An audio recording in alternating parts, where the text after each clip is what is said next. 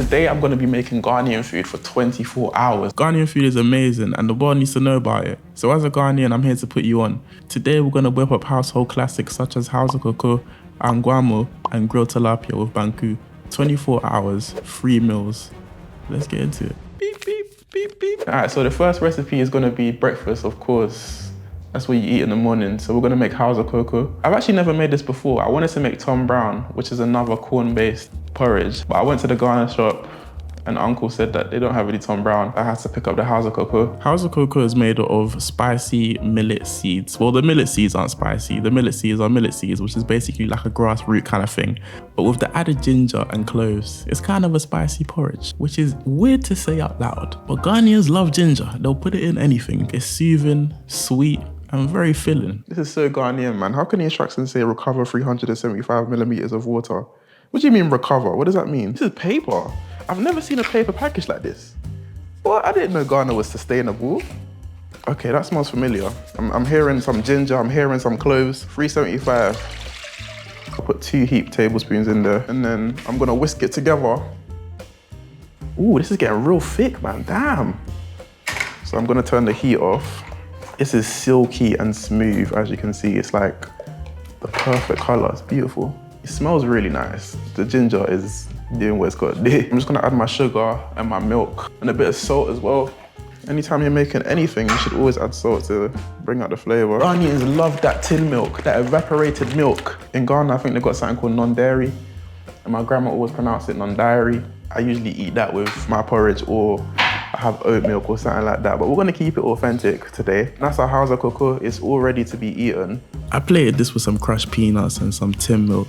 I also fried an egg and made a sandwich, because why not?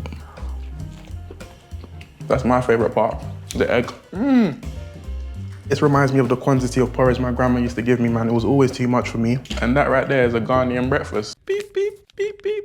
For lunch, I'm making Angwamo, which is basically like fried rice, but you fry the onions before you cook the rice in the water. And this dish is very special to me. So let me tell you how this rice saved my life one time. I was walking outside, it was kind of dark, and I pulled up to this alleyway. See, I ain't a scaredy cat, so I went through.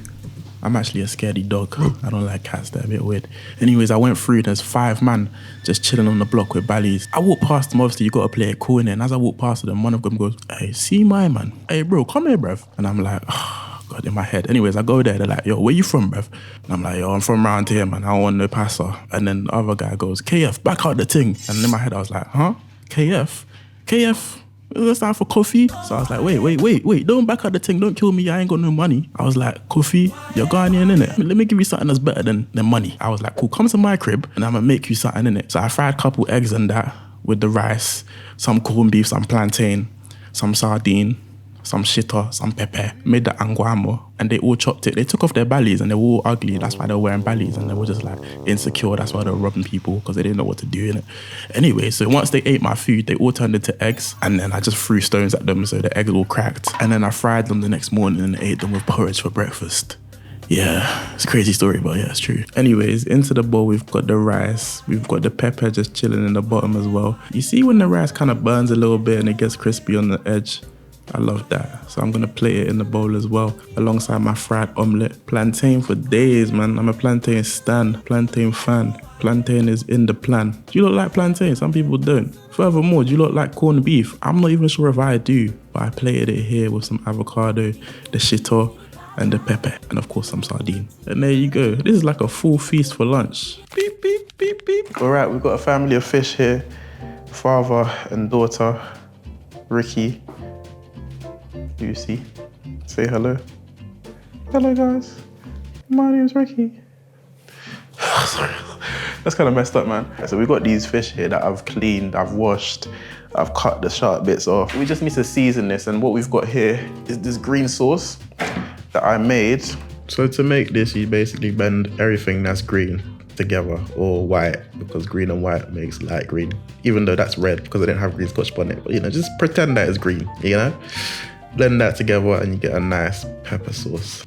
Recently, a goldfish that I considered to be my own child passed away, so it's a bit difficult for me to deal with fish. You just want to make some incisions so that the flavor comes through. You see it?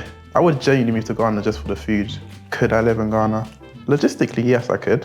I have family there, but I'm so used to the UK way of living. It would be a big culture shock to me, you know? Do you know that 90% of the food in the blender stays in the blender?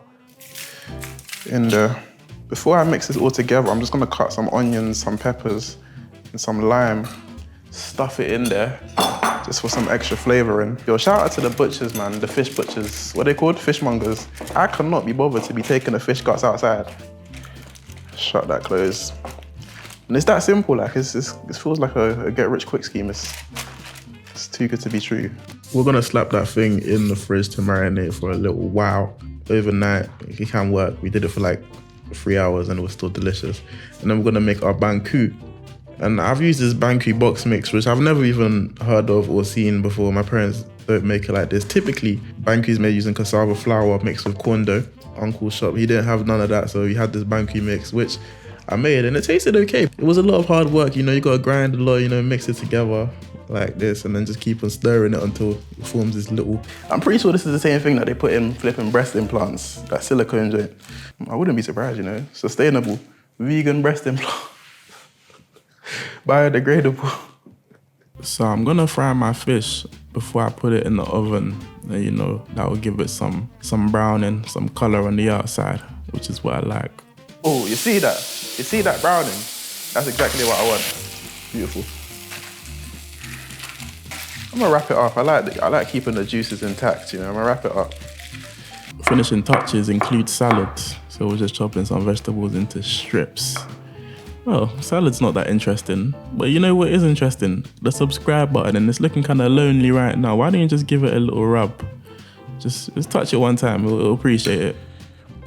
You see that? See what that's looking like? After I've taken my fish out of the oven, it's all steamy, it's all beautiful, and that's pretty much it, mate. You just plate it on a plate. I've got the Banku ball on one side, and my pepper sauce, the green and the red, with the vegetables on top. And then I also had the shito mixed with some of the fish juices that I just poured on the fish. If there's anybody watching who's from Ghana who just feels like they're not really Ghanaian, or, you know, they're a bit disconnected from their culture, I challenge you to try and make a dish from Ghana. No matter what you know, no matter where you are, when you make this food, you're Ghanaian. Delicious. Okay, let's taste it. Yo, flavour in there. I didn't even marinate it for that long. Yo, yes. Oh my days, man. Listen, guys, I loved flipping making all of these Ghanaian recipes today. It felt really, really fun. Really educational for me. I hope if you're watching this and you don't know about Ghana food or you want to learn more, you've enjoyed this, you know what I'm saying? If you want to see me make more food from Ghana, let me know in the comments down below and I'll definitely make it happen.